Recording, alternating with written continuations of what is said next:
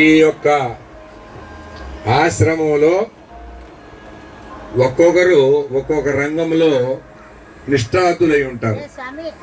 అట్లా మన ఆశ్రమంలో పాపం ఒక్కొక్కళ్ళు ఒక్కొక్క రంగంలో నిష్ఠాతులైన వాళ్ళు ఉన్నారు. మరి ఇక్కడ చూసుకున్నట్లయితే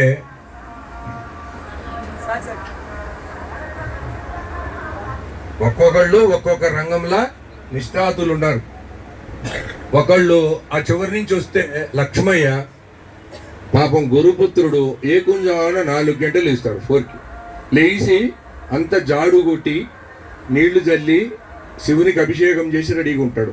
అట్లా ఉండాలి, చెప్పే పని ఉండదు గురువు స్థానంలో. కన్నడలో మనం చూస్తావా లక్ష్మి, కన్నడలో ఎక్స్ప్లెయిన్ చేస్తావా, నేను చెప్తుంటా ఇట్రా అంటే